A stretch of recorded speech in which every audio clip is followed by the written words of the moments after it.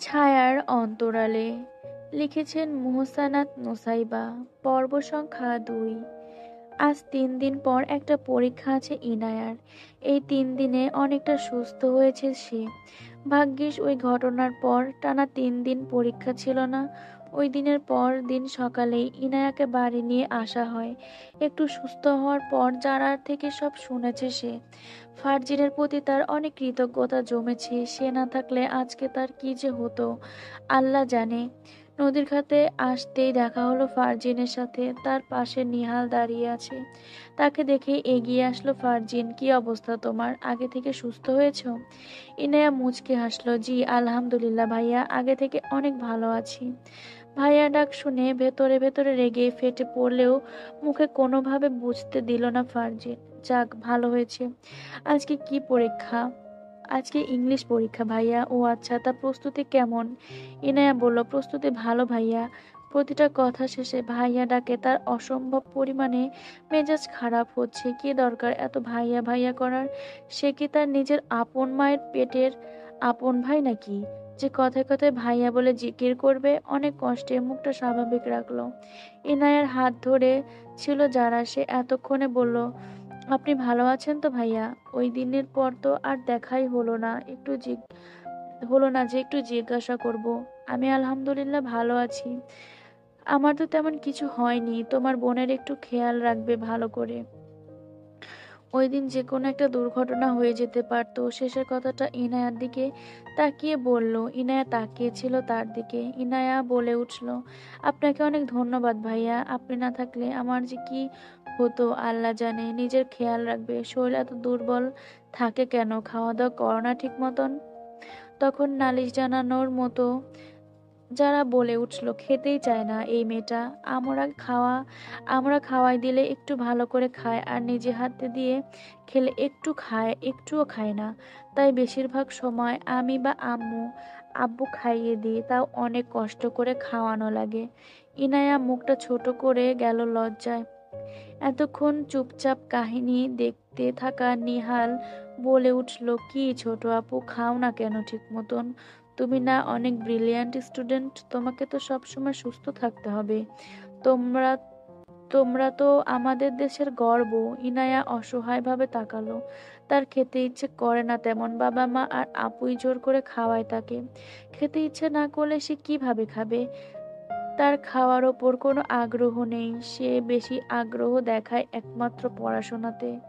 ফারজিন তাকালো ওর দিকে। খাওয়া দাওয়া ঠিক মতন করবে, না হলে যেখানে সেখানে চিত হয়ে পড়ে যাবে। ইনার লজ্জায় মাথাটা একদম গলার সাথে মিশিয়ে ফেললো। টলার ঘাটে চলে আসলো। ওরা চারজন উঠে পড়লো টলারে। ফারজিন ইনায়াদের পরীক্ষার হল পর্যন্ত গেল তাদের সাথে। মনোযোগ দিয়ে গাড়ি চালাচ্ছে ফারজিন। পাশে নিহাল। আচমকা নিহাল বলে উঠল, দোস্ত বিয়ে করবি কবে?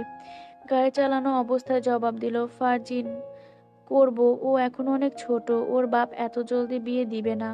নিহাল বাঁকা চোখে তাকালো। ওর বয়স হোক আর না হোক, তুই তো বেটা বুড়ো হয়ে যাচ্ছিস। হুট করে পাশে ফিরে তাকালো ফারজিন। কপালে 3 হাত ভাঁজ করে ভ্রু কুঁচকে তাকালো। তুই আমায় বয়সের খোঁটা দিলি? I am only 27 years old. তুই জানিস আমার জন্য কত মেয়ে পাগল? 40 বছর হয়ে গেলেও আমি 40টা বিয়ে করতে পারবো। এত মেয়ে পাগল হলে কি হবে? যাকে পাগল করা দরকার সে তো পাগল হচ্ছে না। কারণ আমি চাই না আমার বউ পাগল হোক। আমার বউ একজন সুস্বাস্থ্যের অধিকারী হবে, যার ব্রেনে তোর মতো গোবর থাকবে না।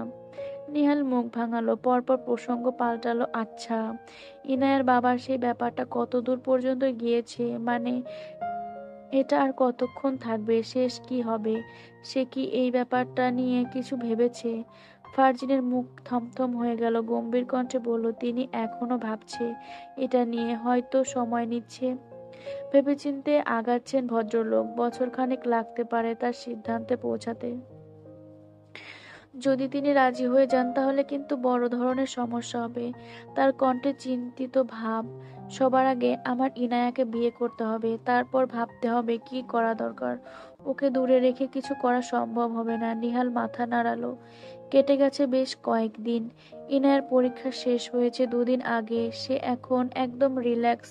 প্রতিদিনের মতো আজকেও ভোরে উঠেছে ইনায়া, নামাজ পড়ে বাড়ির আশপাশ থেকে ঘুরে মাত্র বাড়িতে ঢুকলো। লিভিং রুমে বসে মাহবুব খান চা খাচ্ছিলেন। তার পাশে গিয়ে বসলো সে। মাহবুব খান তাকালেন মেয়ের দিকে, গাল ভরে হাসলেন। বাহিরে গিয়েছিলে নাকি মা? ক্ষুধা লাগেনি? খাবে কিছু? পরপর ডাকলেন আকলিমা বেগমকে। কি গো জারার মা, আমার মেয়েকে কিছু খেতে দাও। দিচ্ছি, একটু সময় দাও, রান্নাঘর থেকে জবাব দিল আকলিমা। রুমে ঢুলতে ঢুলতে ইনায়া পাশে এসে বসলো রাফিয়ার। বসে বসে বসে বসে ঝিমাচ্ছে সে। সে এখন ঘুম থেকে মোটেও উঠতে চায়নি। তার মা তাকে জোর করে টেনে উঠিয়ে এখানে পাঠিয়ে দিল। এত সকালে কি ঘুম থেকে উঠা যায় নাকি? ইনায়া মেজো চাচা জুনায়েদ খানের একমাত্র মেয়ে রাফিয়া আয়াত রাফা, তার ছেলে আর ছেলে রায়হান রাফি। রাফিয়া এবার 8-এ পড়ে আর রায়হান পড়ে 6-এ। ইনায়া রাফিয়াকে ধরে নিজের কোলে বসে নিজের ওপর শোয়ালো। মাহবুব খান জিজ্ঞেস করলেন, তোমার রেজাল্ট কবে দিবে মা? রেজাল্টের কথা শুনে ইনায়ার মন খারাপ হয়ে গেল। জ্বরের কারণে কয়েকটা পরীক্ষা ভালো হয়নি তার। প্রথম পরীক্ষা তো বিশ্রী রকমের খারাপ করেছে সে। এটা যদি ফেল করে, এই ভাবনাটা তার মাথার সব সময় মৌমাছির মতো ভন ভন করে। বাবার কথা উত্তর দিল, মে মাসের 12 তারিখ দিবে আব্বু। আব্বু, আমার খুব টেনশন হচ্ছে, আমি যদি ফেল করি তখন কি হবে? তিনি মেয়ের মাথায় হাত বুলিয়ে দিলেন, কিচ্ছু হবে না মা, আমার রাজকন্যা ফেল করতেই পারে না। ইনশাল্লাহ পাশ করবে, আল্লাহর ওপর ভরসা রাখো। বাবার কথায় শান্ত হলো সে। বাবা তার অশান্ত হৃদয়কে শান্ত করার মেশিন। সময় প্রবাহমান। সময় কখনো কারোর জন্য অপেক্ষা করে না। সে নিজের মতন আপন গতিতে চলে যায়। মানুষকে তার সাথে গতি মিলিয়ে চলতে হয়। সময়ের সাথে হারিয়ে যায় অনেক স্মৃতি, অনেক অজানা গল্প। দেখতে দেখতে কেটে গেছে 5টি মাস। আর 4 দিন পর আগস্ট মাসের 13 তারিখ বুধবার যারার আনুষ্ঠানিকভাবে বিয়ে অনুষ্ঠান অনুষ্ঠিত হবে। আর 4 দিন পর যারা খাতুন হয়ে যাবে খানবাড়ির মেহমান। মেয়েদের জীবনটাই এমন। বাবার বাড়ি যতই আদরের হোক না কেন, সারা জীবন বাবার বাড়ি থাকতে পারে না। তাদের আপন ঠিকানা হলো স্বামীর বাড়ি। খানবাড়িতে বিয়ের কেনাকাটার ধুম পড়েছে বেশ কয়েকদিন আগে থেকেই। কোনো কিছুর অভাব রাখা যাবে না। বাড়ির বড় মেয়ের বিয়ে বলে কথা। বিকালে ইনায়া আর যারা পাশে একটা মার্কেটে গেল, তাদের কিছু কেনাকাটা করতে হবে। বাড়ি থেকে অটোতে করে গেলে 40 মিনিটের পথ। গলির মোড়ে এসে দাঁড়িয়েছে দুজন। এখান থেকে অটো করে যাবে। ইনায়া কাঁধ থেকে হালকা করে যারাকে ধাক্কা দিল। একটা প্রশ্ন করি, চুপচাপ ভদ্র মহিলার মতো উত্তর দাও। ইনায়ার দিকে তাকালো যারা।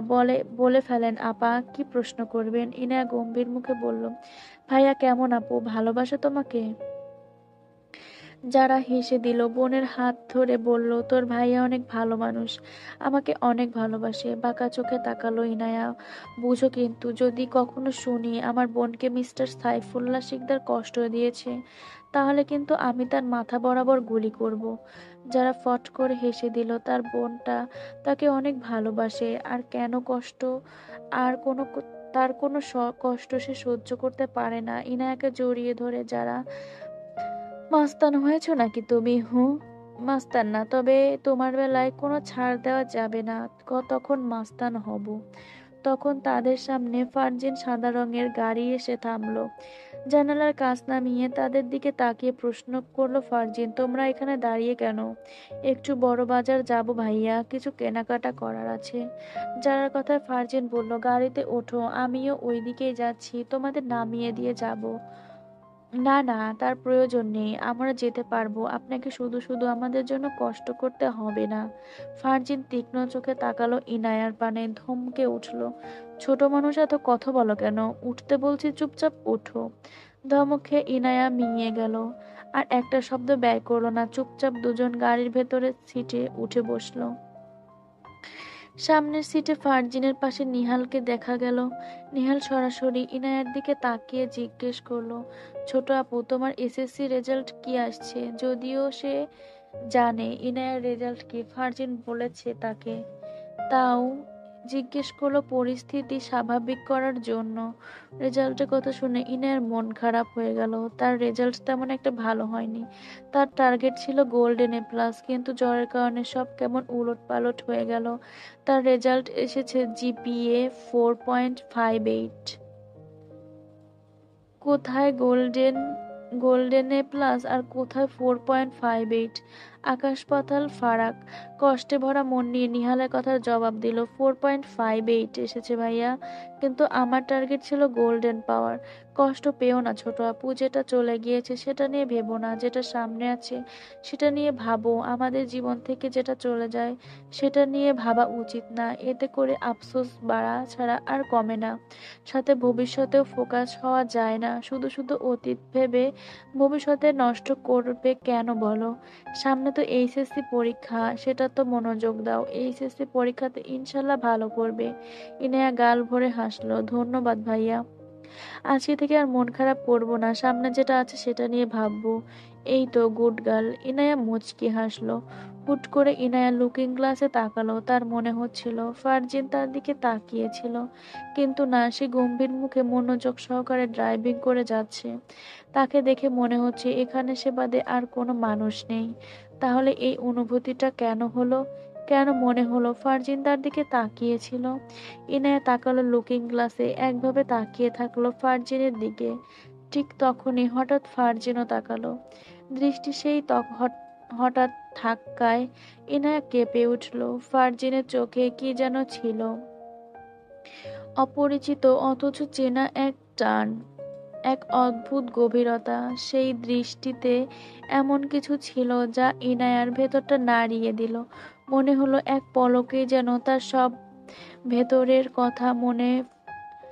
কথা পড়ে ফেলছে ফারজিন। তীক্ষ্ণ চোখে কোমল চোখ জোড়া এক অদ্ভুত মিশ্র অনুভূতি ছড়িয়ে দিল চারপাশে। ইনায়ের পক্ষে সেই চোখ থেকে দৃষ্টি ফিরিয়ে নেওয়া অসম্ভব হয়ে উঠল। তার বুকের ধুকপুকুনি বেড়ে গেল।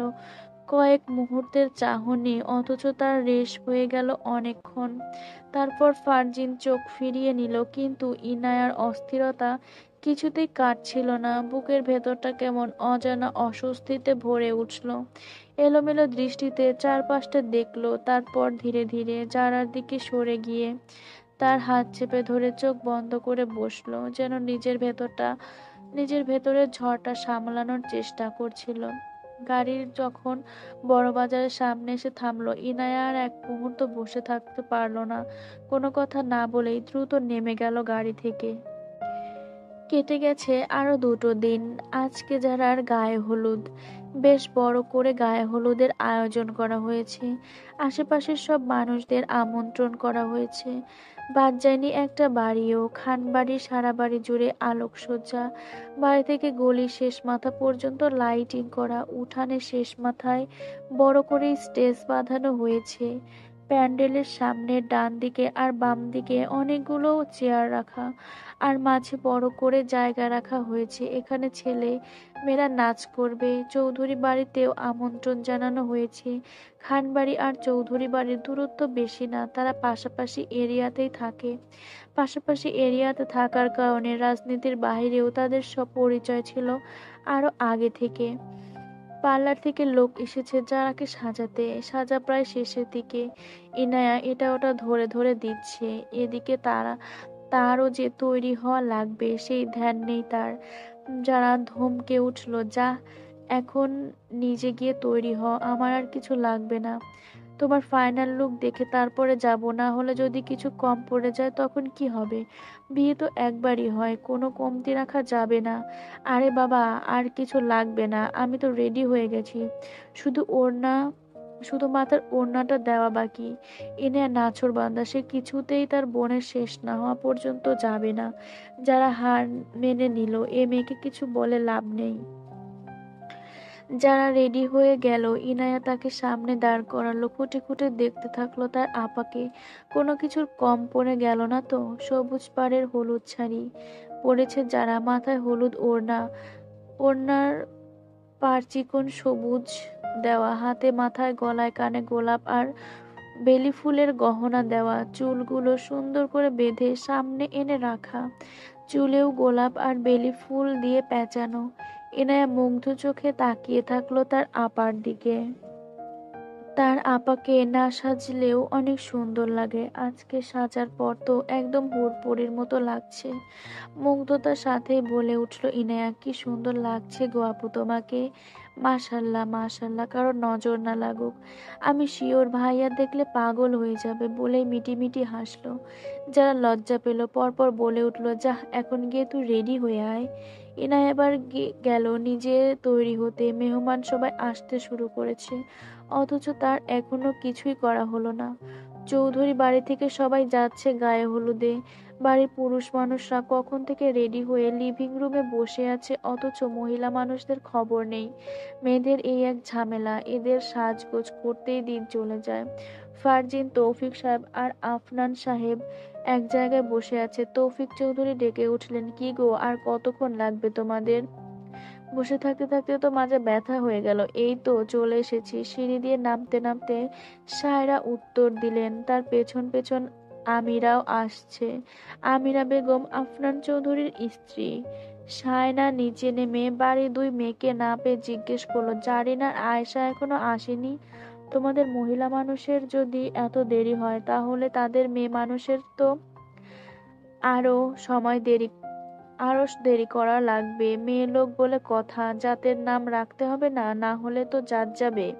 অতি বিরক্ত হয়ে ফারজিন বলে উঠল, সে কখন থেকে রেডি হয়ে বসে আছে এখানে, অথচ এই মা চাচি বোনদের খোঁজ নাই।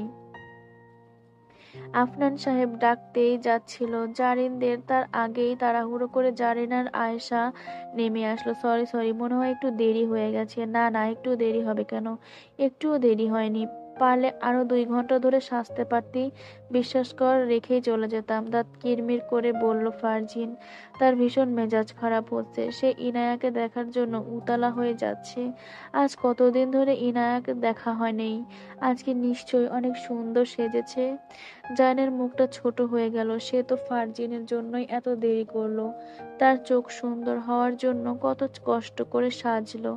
সে সুন্দর হলুদ একটা লেহেঙ্গা পরলো, 3 ঘন্টা ধরে বসে বসে মেকআপ করলো, অথচ একবারও ভালো করে তাকালো না তার দিকে।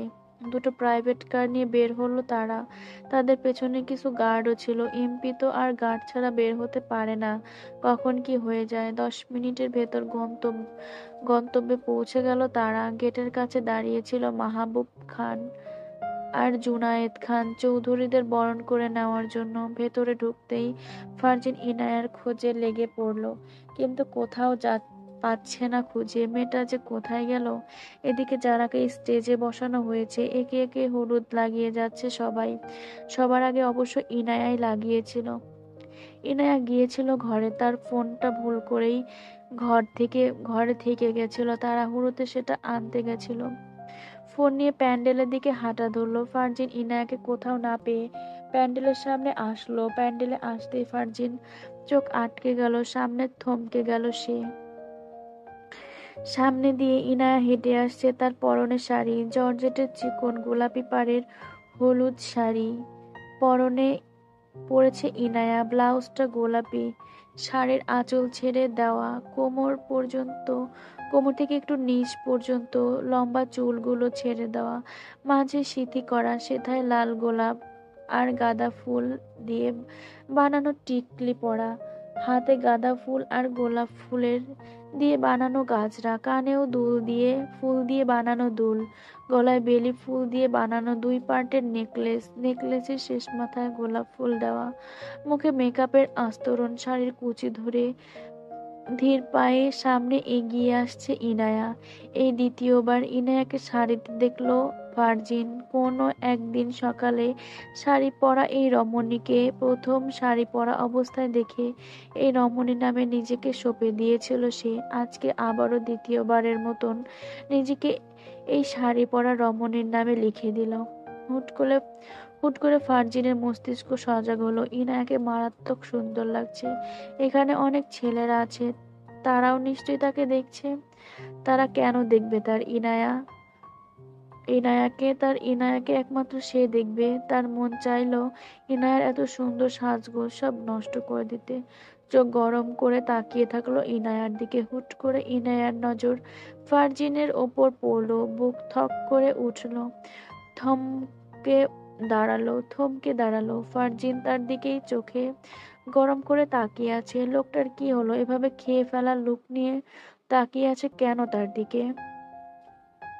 ইনায়া ভালো করে তাকালো ফারজিনের দিকে। আজকে সাদা পাঞ্জাবি পরেছে ফারজিন, হাতে কনুই পর্যন্ত গুটিয়ে রাখা, বাম হাতে ঘড়ি, চুলগুলো সুন্দর করে উপরে উঠানো, মুখ ভর্তি চাপদাড়ি, তার ভেতরে আলাদাই একটা গম্ভীর্য ভাব বিরাজমান। ছেলেদেরকে পাঞ্জাবিতে ভালো লাগে বেশি। ফারজিনকে যেন একটু বেশি অ্যাট্রাকটিভ লাগছে। পাঞ্জাবি পরা ফারজিনকে দেখে ইনায়া তার 17 বছর বয়সে প্রথমবারের মতো কোনো ছেলের ওপর ক্রাশ খেলো। ইনায়ার ঘোর লেগে গেল। মুগ্ধ হয়ে তাকিয়ে থাকলো ওই রাগান্তক চোখের দিকে। ইনায়া এভাবে তাকিয়ে থাকতে দিকে ফারজিনের চোখ শিথিল হলো। সেও তাকিয়ে থাকলো ইনায়ার দিকে। ধীর পায়ে এগিয়ে গেল তার দিকে। ইনায়া ফারজিনকে তার দিকে এগিয়ে আসতে দেখে নড়ে চড়ে ঠিকঠাক হয়ে দাঁড়ালো। ফারজিন তার থেকে একটু দূরে সামনে এসে দাঁড়ালো। ফারজিন ইনায়ার চোখের দিকে তাকিয়ে জিজ্ঞেস করলো, মিস তাসনিম ইনায়া, তোমার নাম কে রেখেছিল? ইনায়াও তার চোখের দিকে তাকিয়ে জবাব দিল, আব্বু রেখেছিল। যাক, একটা ভালো কাজ করেছে, সুন্দর একটা নাম রেখেছে তোমার। তা তোমার নামের অর্থ কি জানো? জানি। কি বলো তো? তাসনিম অর্থ জান্নাতের ঝর্ণা, ইনায়া শব্দের অর্থ সাহায্য, যত্ন, সুরক্ষা। তোমার তাসনিম নামটা আমার ভালো লাগে। ইনায়া মুচকি হাসলো। ধন্যবাদ ভাইয়া। ফাজরিন দাঁতে দাঁত পিষে থমকে উঠল। চুপ করো বেয়াদব মেয়ে, তোমার কোন জন্মের ভাই লাগে আমি? আমি কি তোমার আপন মায়ের পেটের আপন ভাই নাকি যে তুমি আমার ভাই ডাকো? ইনায়া ভ্যাবাচাকা খেলো। আপন মায়ের পেটের আপন ভাই মানে কি? আপন মার মানে কি? একটা শুকনো ঢোক গিলল সে। তাহলে কি ডাকবো ভাইয়া? ভার্জিন আবার ধমকে উঠল। আবার ভাইয়া ডাকছো তুমি? ইনায়া মিনমিন করে বলল, সরি, কিছু ডাকা লাগবে না তোমার। ইনায়া ঘাড় কাত করে সম্মতি জানালো। আচমকা ফারজিন বলে উঠল, তুমি শাড়ি পরেছো কেন? ইনায়া তাকালো ফারজিনের দিকে। আজকে তো গায়ে হলুদ, গায়ে হলুদে সবাই হলুদ রঙের শাড়ি পরে এবং পরেওছে, তাই আমিও পরেছি। সবাই পরে বলে তোমাকেও পরতে হবে কেন? খবরদার আর কখনো কারো সামনে শাড়ি পরবা না। ইনায়া ভ্রু কুচকালো। মানে কি? কি বলছে এই লোক? মানে কি বলছে এই লোক? সে কারোর সামনে শাড়ি পরবে না কেন? সে সবার সামনে শাড়ি পরলে তাতে ওনার কি? বাই এনি চান্স ফারজিন কি আমাকে পছন্দ করে? না হলে ভাইয়া ডাকতে নিষেধ করলো, আবার সবার সামনে শাড়ি পরতেও নিষেধ করলো। এগুলো কেন করলো? কোন কারণে? হুট করে চোখ বড় বড় করে তাকালো সে ফারজিনের দিকে। ও তাকানো দেখে ফারজিন ভ্যাবাচাকা খেলো। আচ্ছা, মেয়েদের বিয়ে মানে কি শুধু বিদায়? কেন বিয়ের কথা উঠলে সবাই কেবল একটাই কথা বলে, এখন তো তোর নিজের ঘর, নিজের সংসার। বিয়ের আগে কি তাদের নিজের ঘর ছিল না? বিয়ের দিন মেয়েরা কাঁদে, ছেলে লোকে বলে আনন্দের কান্না, কিন্তু কেউ কি কখনো জিজ্ঞেস করেছে সত্যিই কি সে খুশি খুশি কিনা? বিয়ের পর মেয়েরা বদলে যায় না, বদলে যায় তাদের ঠিকানা। একটা মেয়ে সারা জীবনে যে বাড়িটা কাটায়, একদিন সেখান থেকে অতিথি হয়ে আর যে বাড়ি যায় সেখানে তাকে প্রমাণ করতে হয় সে যোগ্য। মেয়েরা শুধু কনের সাজে সুন্দর নয়, তারা স্বপ্ন দেখতেও সুন্দর। কিন্তু এই স্বপ্নগুলো বিয়ের সাজের ভারে হারিয়ে যায় না তো? বিয়ের আসরে দাঁড়িয়ে থাকা মেয়েটা জানে সে শুধু একজনের স্ত্রী হতে যাচ্ছে না, সে একটা নতুন পরিচয়ের বোঝাও বয়ে নিতে যাচ্ছে। বিয়ে শুধু দুটো মানুষের বন্ধন নয়, বরং এটি দুটি পরিবারের সংস্কৃতি এবং মূল্যবোধের সংযোগ। এটি ভালোবাসা, দায়িত্ব, আত্মত্যাগ এবং বিশ্বাসের এক জটিল মিশ্রণ। আজ আগস্ট মাসের 13 তারিখ, আর আজকেই ভালোবাসা, দায়িত্ব, আত্মত্যাগ আর বিশ্বাসের এক জটিল মিশ্রণে মিশ্রিত হতে যাচ্ছে যারা। যদিও তার জানুয়ারির 15 তারিখ আকদ করা হয়েছিল, কিন্তু প্রকৃতভাবে আজকেই সে বাবার বাড়িকে বিদায় জানিয়ে স্বামীর বাড়িতে গ্রহণ করতে যাচ্ছে। সেই কাঙ্ক্ষিত মুহূর্ত চলে আসলো। বিদায় নিতে হবে জারা খাতুনকে। বাড়ির ছোট বড় সবার চোখের পানি আকলিমা বেগমকে ধরে আছে। আসমা বেগম আকলিমাকে ধরে রাখা যাচ্ছে না, কান্না করতে করতে অবস্থা বেগতিক। মাহবুব খান জারার হাত ধরলেন। বাবার ঘর ছেড়ে নতুন ঠিকানায় পা রাখছো, কিন্তু আমাদের ভালোবাসা তোমার সঙ্গে সব সময় থাকবে। আজকের এই বিদায় কোনো বিচ্ছেদ নয়, এটি শুধু একটি নতুন শুরুর নাম। আমাদের বাড়ি থেকে বের হলেও তুমি চিরকাল আমাদের হৃদয়ের মেয়ে হয়েই থাকবে। যারা কান্না করছে বাবার হাত ধরে, সে কিভাবে থাকবে তার এত আপন মানুষগুলোকে ছেড়ে? মাহবুব খান যারার হাত সাইফুল্লাহর হাতে রাখলো। আমার বড় মেয়েটাকে তোমার হাতে তুলে দিলাম বাবা, সারা জীবন সুখে রেখো। আমার বড় আদরের মেয়ে। মাহবুবের চোখে পানি, গলা কাঁপছে।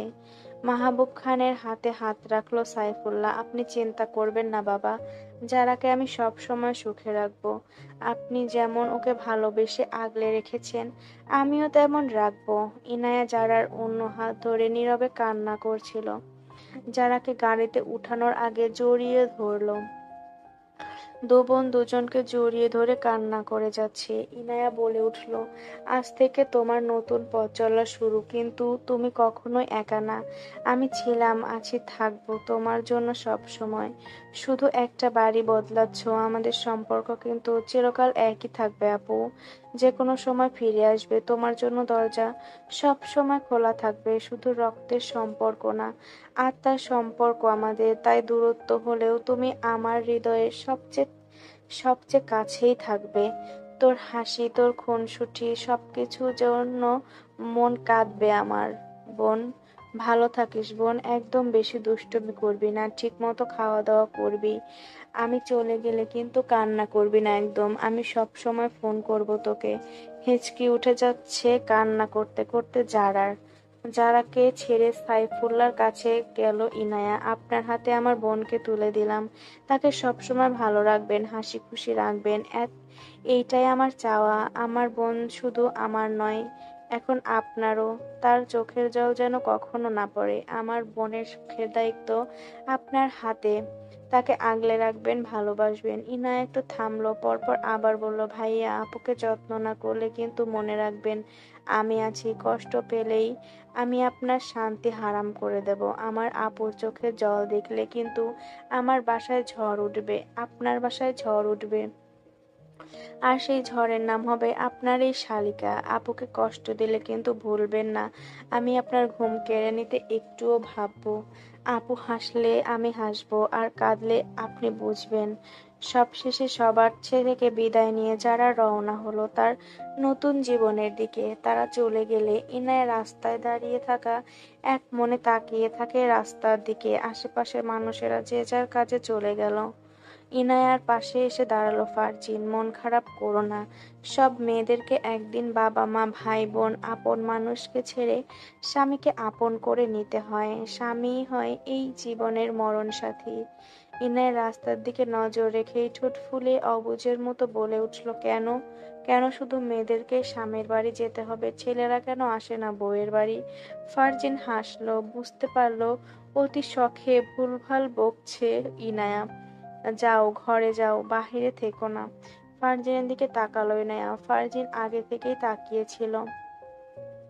ইনায়া ঠোঁট ফুলিয়ে বলল, আমি যাব না ঘরে, আমার কেমন অস্থির অস্থির লাগছে।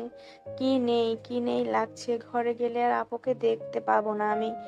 আমার বুকের ভেতর শূন্য শূন্য লাগছে। জানেন, আমি আপুকে ছাড়া কিছুই করতাম না। আমার আপু আমার জান। আপু শ্বশুর বাড়ি চলে গেল, আমি কিভাবে থাকবো তাকে ছাড়া?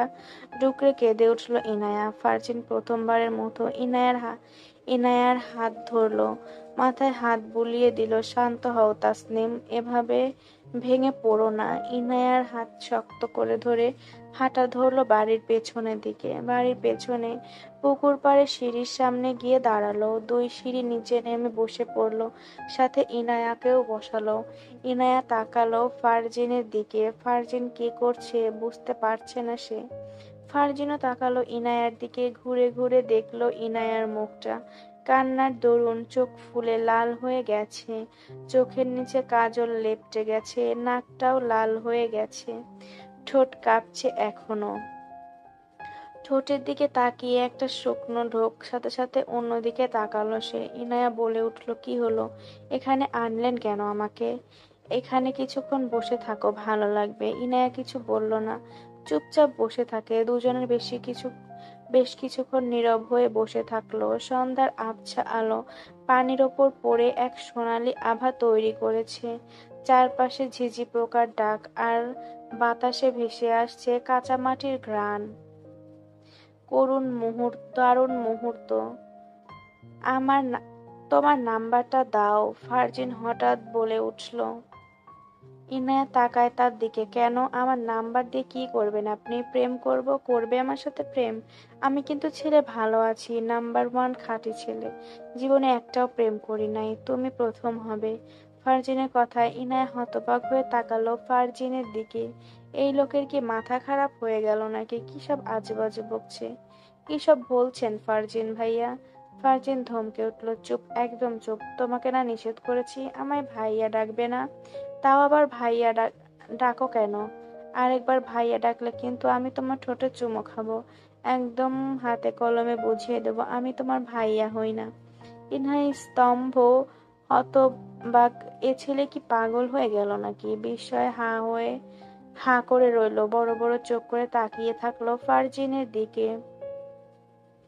ফারজিন তার দিকে তাকিয়ে বাঁকা হেসে বলল, কি আর ডাকবে ভাইয়া? আরেকবার ডেকেই দেখো আমি কিভাবে হাতে কলমে বুঝিয়ে দিই। আমি কিন্তু আবার কথা দিয়ে কথা রাখি।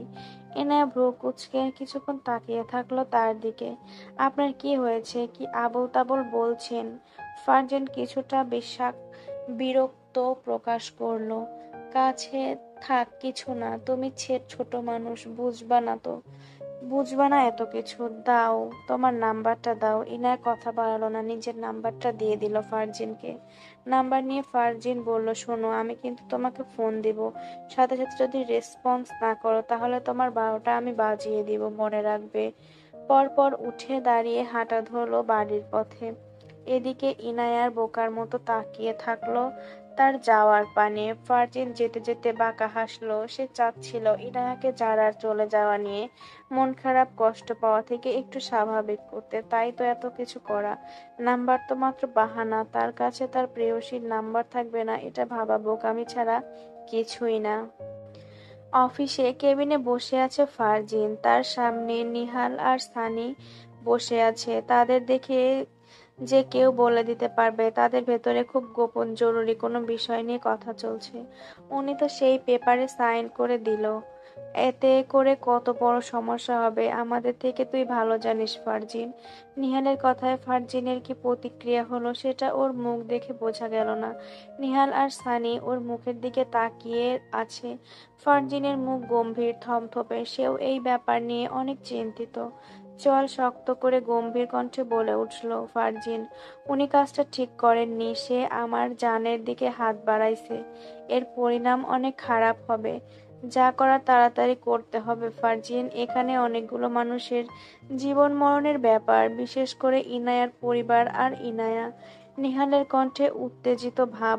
ফারজিন ভাবছে কিছু। টেবিলের ওপর 2 হাত ভাঁজ করে রাখা। সানি বলে উঠল, তুই ইনায়াকে বিয়ে করবি কবে? যা করার তাড়াতাড়ি কর ফারজিন।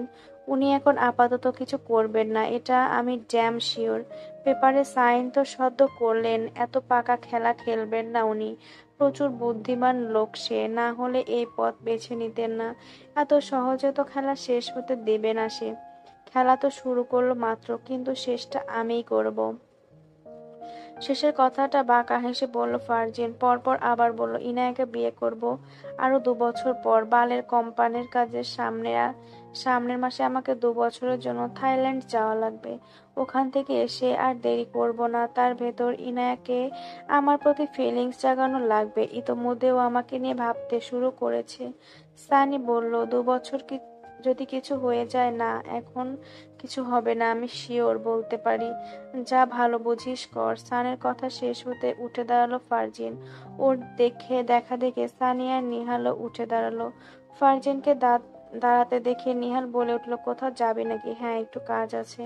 তার যে কি কাজ সেটা নিহাল আর সানি বুঝে গেল। মিটিমিটি হাসলো।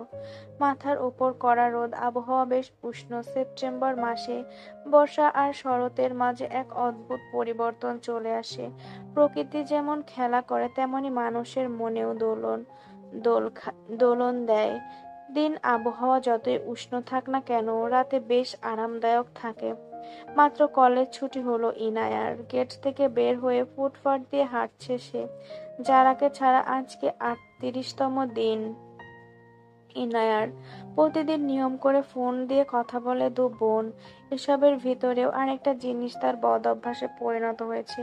সেটা হলো ফারজিনের সাথে কথা বলা। লোকটা হুটহাট ফোন দিয়ে তাকে জ্বালাবে, কখনো দুপুর, কখনো ঘুমানোর আগে, বা কখনো গভীর রাতে ফোন দিয়ে তাকে জাগিয়ে রাখবে। প্রথম প্রথম বিরক্ত হলেও এখন তার কাছে ভালো লাগে। সে বুঝতে পারে ফারজিনের মনে তার জন্য কিছু আছে। সাথে সে এটাও বুঝতে পারে লোকটার জন্য তার মনেও কলিং বেল বাজতে শুরু করেছে। এত সব ভাবতে ভাবতে মুচকি হাসছে ইনায়া। হুট করে পাশ থেকে একটা লোকের সাথে ধাক্কা খেলো সে। পড়তে পড়তেও নিজেকে সামলে দাঁড়ালো। পেছন ফিরে তাকাতে দেখলো একটা লোক, কালো হুডি পরে, মুখে মাস্ক পরা, সাথে মাথাতে হুডি ক্যাপ পরা। লোকটার সাথে সাথে বলে উঠলো, সরি সরি, আমি আসলে খেয়াল করিনি। কিছু মনে করবেন না প্লিজ, আমি আসলেই খেয়াল করিনি, একটু ব্যস্ত ছিলাম তো, তাই দ্রুত হাঁটতে গিয়ে আপনার সাথে ধাক্কা লেগে গেছে, আমি আসলেই সরি। আচ্ছা, সমস্যা নেই, আমি কিছু মনে করিনি। কথাটা বলে আর দাঁড়ালো না সে। সামনের দিকে তাকিয়ে হাঁটা ধরলো। তার কোন যেন তার কেন যেন মনে হচ্ছে লোকটা ইচ্ছে করে ধাক্কাটা দিয়েছে।